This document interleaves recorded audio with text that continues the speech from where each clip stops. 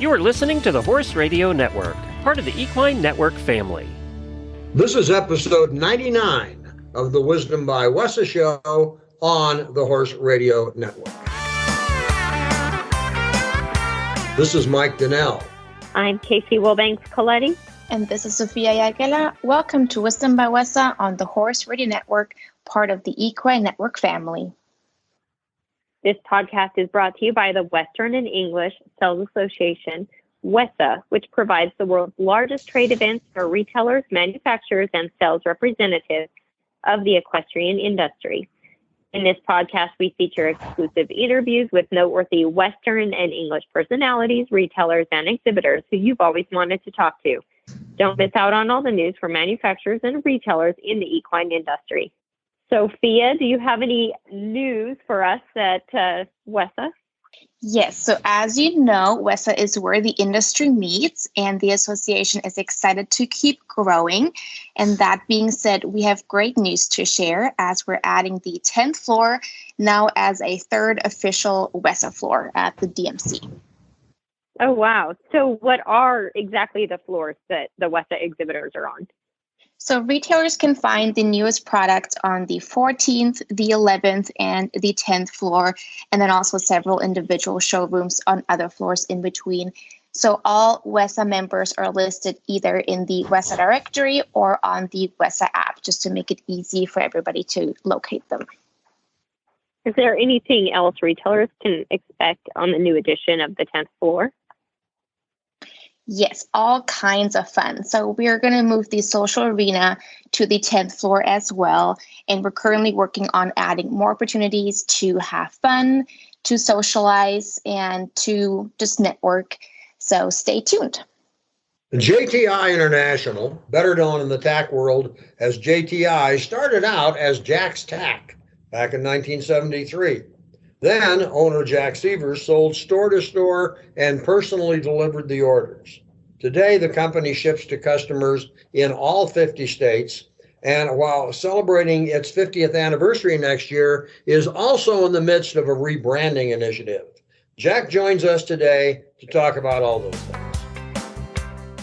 Jack Sievers and Mike Sanders, welcome to the Wisdom by WESA podcast. We're so glad you could join us here to talk about a whole bunch of things, but welcome to the show. Thank you very much. Thank you.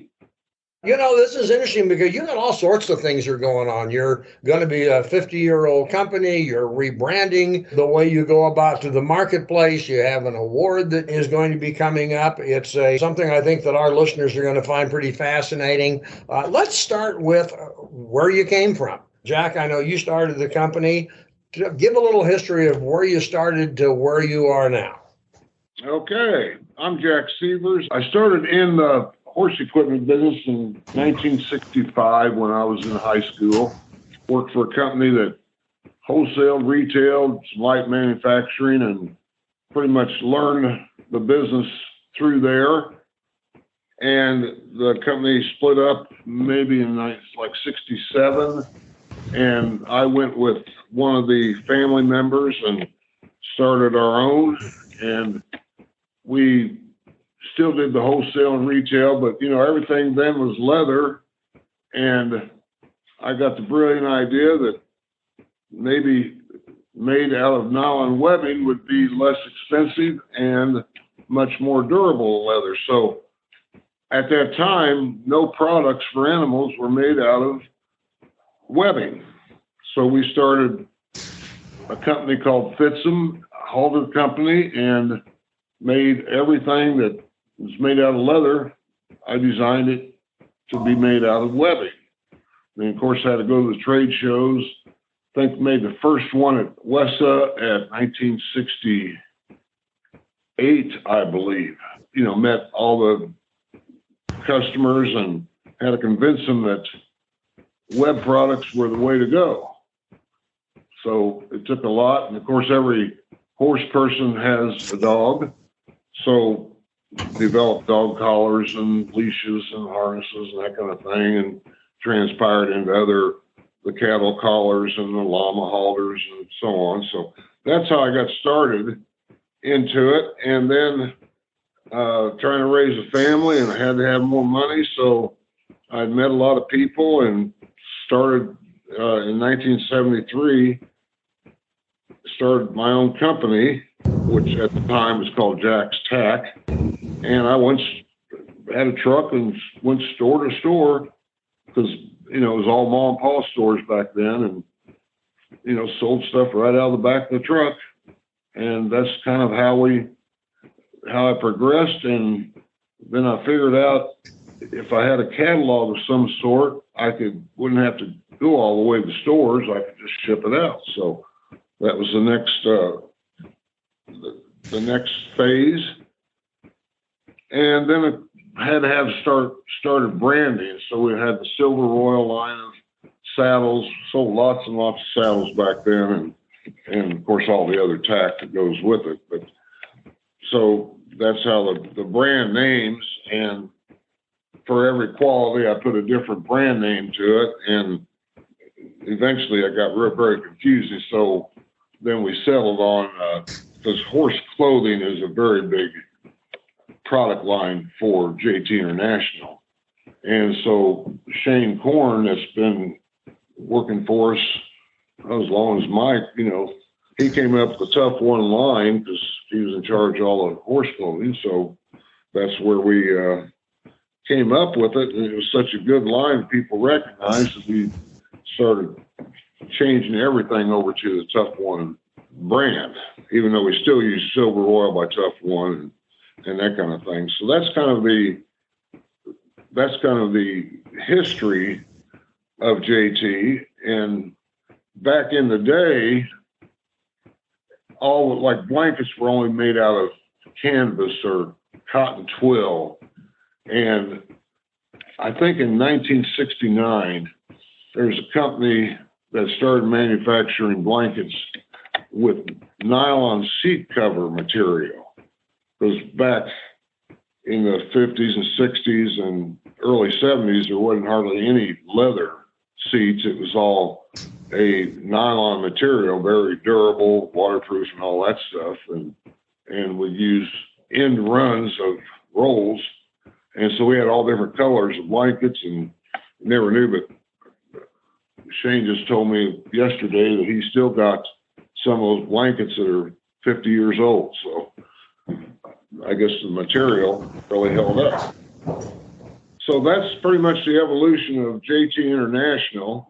And it sounds very interesting. Now, you had mentioned, and you and I had talked about the fact that there's some rebranding going on, and you had just alluded to it in some of the things you discussed, but rebranding is a big project, and the retailers who are carrying the line will find this very interesting and important to know. Chat a little bit about when you decided and how you decided to rebrand, but even more so, what the retailer is going to see or what the retailer is going to sense as your rebranding continues to take place.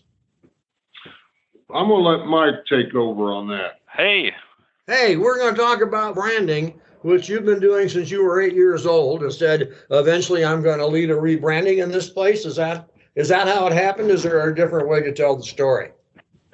Well, back when I was 8 years old, I'm not sure I knew what I was doing.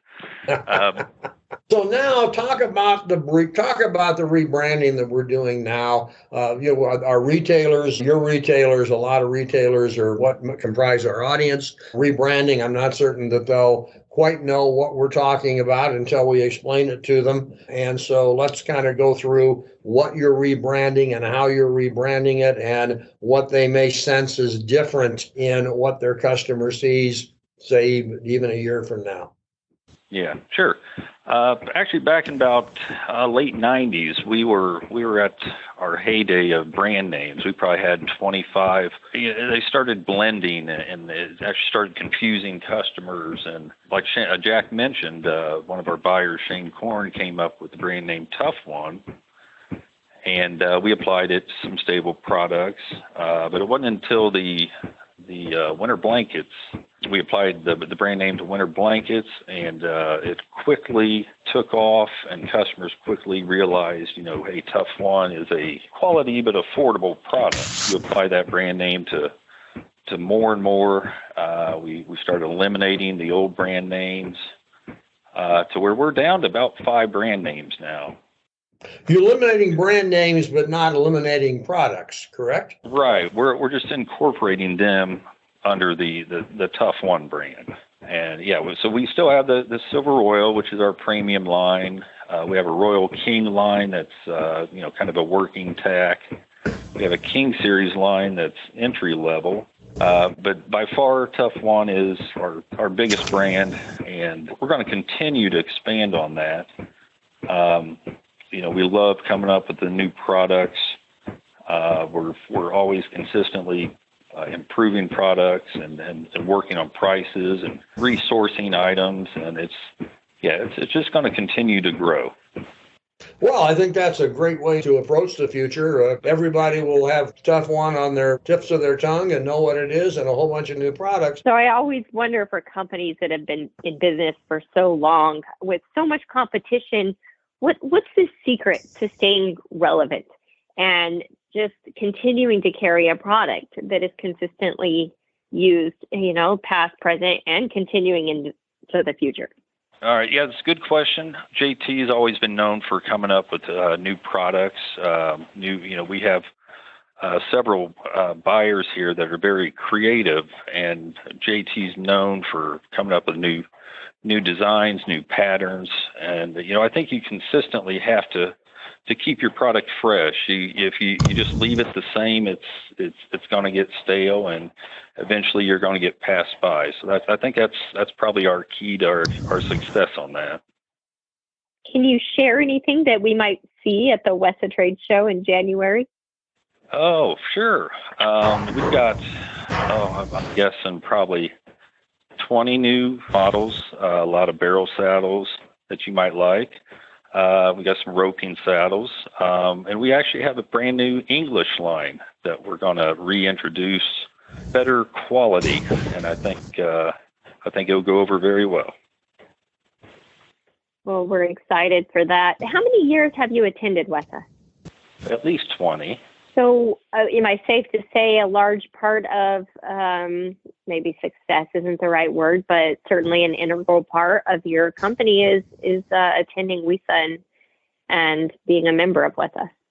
Oh, definitely. It's definitely beneficial because we find WESA is the perfect opportunity to display these new ideas and products that we've come up with, and we can get one-on-one customer feedback and what everybody thinks, and actually we've actually taken tweaks and improvements from this feedback from the show, so it's definitely beneficial. Do you have an international market as well as in the U.S., Mike? We still do sell internationally. We have some South American account, a couple European, Australia, not to the strength we used to be. Okay. Because it's JT International, so I assumed we had an international footprint of some type. Yeah, definitely. And we're always looking to grow that market, but it's, with today's shipping expenses and you got tariffs and duties, and, it makes it a little tough for us to export, but we still have some of the loyal customers that want the product, and we'll continue to do it as long as we can. I think obviously your dealers are a large part of your success, and I hear that you are planning some sort of celebration to celebrate your 50th anniversary. Yes, of course. At WESA, Friday, January 13th, we're going to have a 50-year celebration. We'd like to invite anybody attending the WESA show to come. We'll be sending out invitations. We'll have food. We'll have open bar, live music. We just want to get together with all the dealers that have helped contribute to all of our success. That sounds exciting. We'll turn that Friday the 13th into good luck and good for the 2023. And you had me at open bar, so.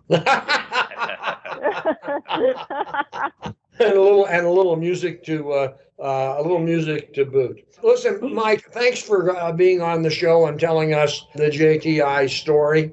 Obviously, over 50 years, I'm sure a lot of people know of the company, know of the brand, know the products versus the products, but we never had a chance to raise the curtain and let people look behind the scenes to see how the company came to be, Jack's enthusiasm, his entrepreneurship, his dedication, and then finding people like yourself and Shane, the gentleman you mentioned, who basically grew up in the business, know it inside out and backward. And I think that's got to be a key to how a company has longevity, is a lot of people supporting, a lot of supporting cast, and very important supporting cast that makes the brand grow and can assure retailers that if they work with you, you're going to be there to support them with both new products and customer service.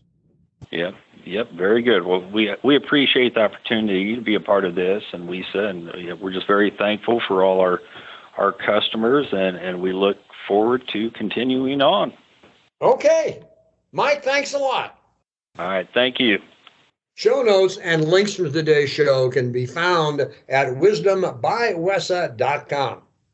And of course, if you have feedback, we'd love to hear it. There is a contact link on the website.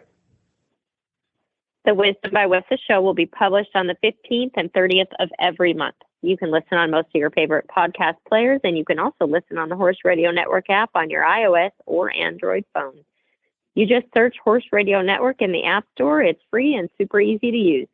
Be sure to visit all the great shows on the Horse Radio Network at horseradionetwork.com. Thanks for listening to the Wisdom by WESA podcast. WESA, where the industry meets.